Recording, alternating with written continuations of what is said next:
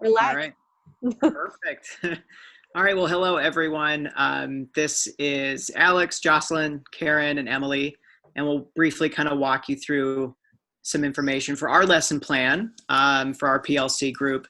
So for our lesson plan, we are instructing a class of fourth graders, and the specific Minnesota K-12 standard that we are building our lesson plan for is standard 4.6.2.2.e, which is to provide a concluding statement or section related to the information or explanation presented. So essentially what that means is we're going to be working with students to have them read a book, which is called The Houdini Box.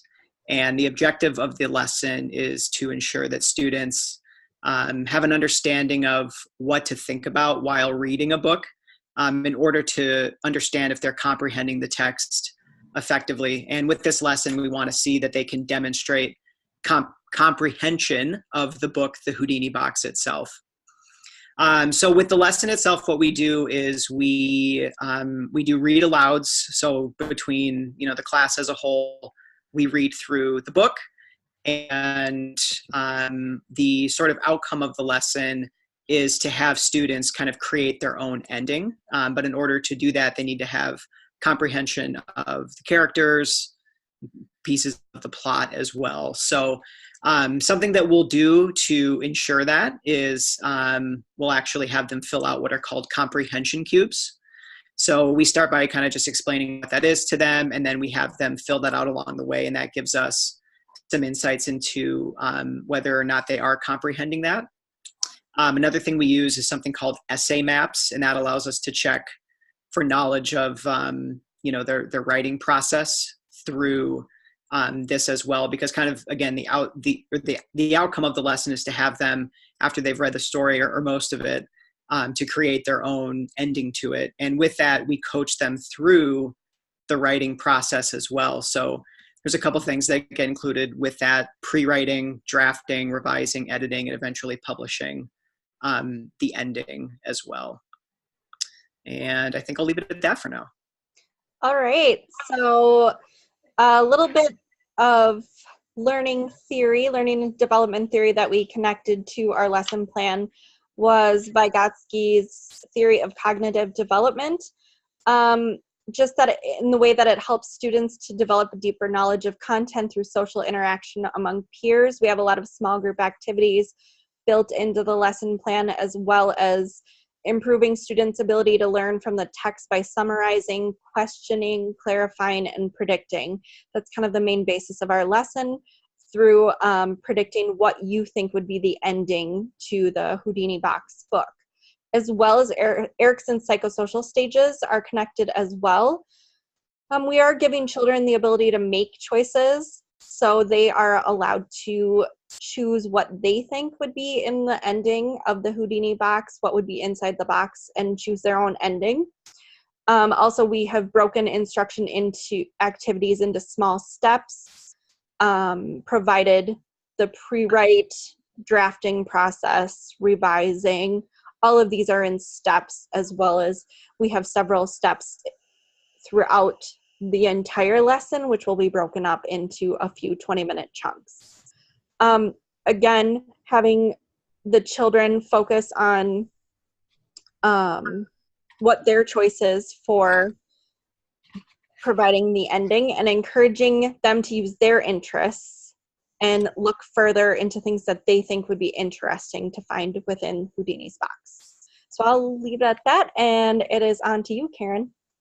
All right, I'm going to talk more about our variety of instructional strategies, some things that we've incorporated into the lesson plan to meet all of our students' needs. We've definitely included some scaffolding to help the students build upon their writing process. After reading the text, as Alex has mentioned, we are using a comprehension cube activity to make sure that the students are understanding what they're reading or hearing, and are able to put that into action in their writing. The students are given an essay map, a writing checklist as well, that helps guide their drafts and get them through the process.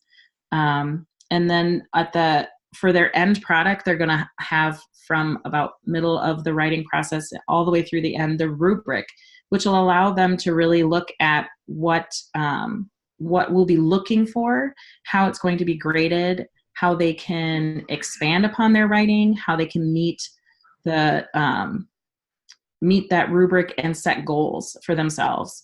And then also throughout the process, the students are going to be meeting with peer writing groups so that they can get feedback and work with each other to develop their writing, and then conferencing one-on-one with the teacher periodically so that they can be checking in with us. We can go over that checklist with them and say, I see this might be missing. How can we expand on this part of our writing?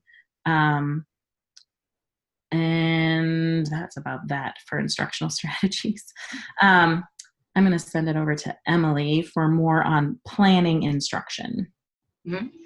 So for planning instruction for our lesson plan, I just thought I'd highlight how we have tailored this lesson to help students who might be at different learning levels.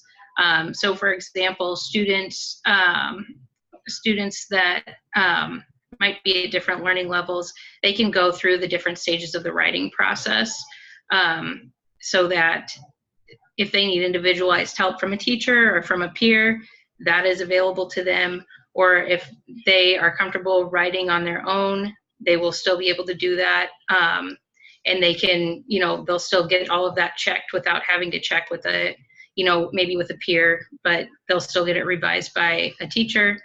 And we have also included different elements such as providing students a copy of the story. If they are visual learners, maybe they need to visually see the words.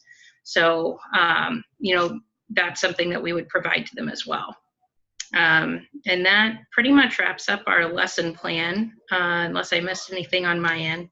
But if anybody has any additional suggestions or ideas for our lesson plan, please feel free to post in our discussion.